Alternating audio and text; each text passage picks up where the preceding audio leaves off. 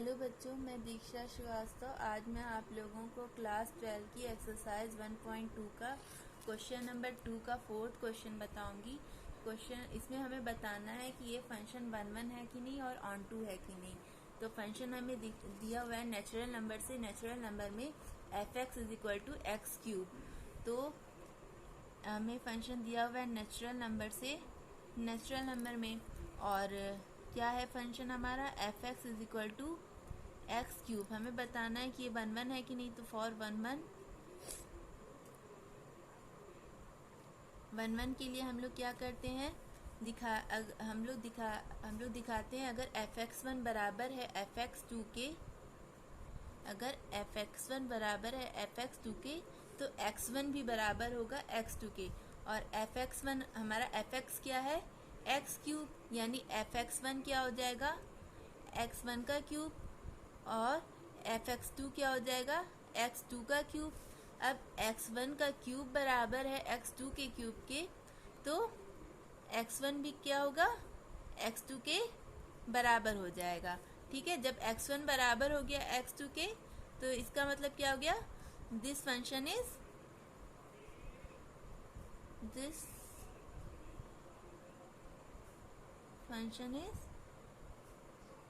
1 अब for on to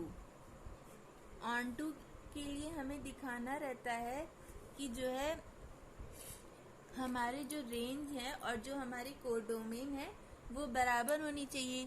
तो अगर हम ये लेते हैं, ये फंक्शन है, ये नेचुरल नंबर से नेचुरल नंबर में है, यहाँ ले लेते हैं 1 2 3 4 5 6, और यहाँ पे भी ले लेते हैं 1 2 3 4 5 6 7, ऐसे करके ले लेते हैं।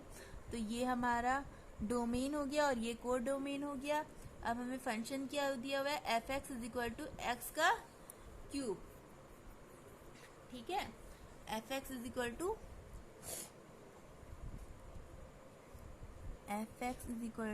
x³।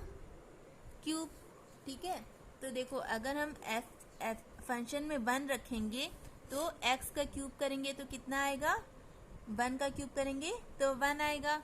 2 रखेंगे, 2 का क्यूब करेंगे तो कितना आएगा, यहाँ पे मान लो 8 है, 2 का क्यूब करेंगे तो कितना आएगा 8। इसी तरह जब 3 रखेंगे तो 3 का क्यूब क्या आएगा 27। तो 27 भी इसके आगे यहीं पे कहीं पे आएगा ना, जैसे 9 10 आगे करके 27 आएगा।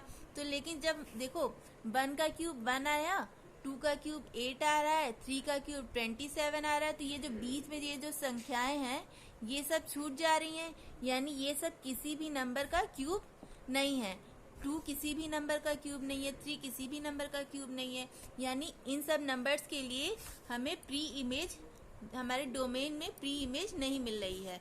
मतलब रेंज तो हमारा पूरा नेचुरल नंबर है, लेकिन हमारी जो कोडोमेन तो हमारा पूरा नेचुरल नंबर है, लेकिन रेंज हमारी पूरी नेचुरल नंबर नहीं आ रही है।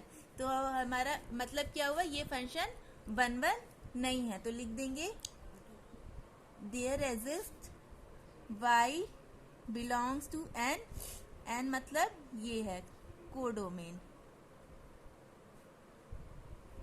for which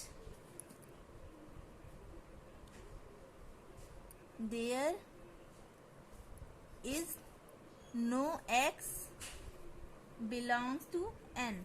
अब इस n का मतलब ये वाले n से, यानी डोमेन।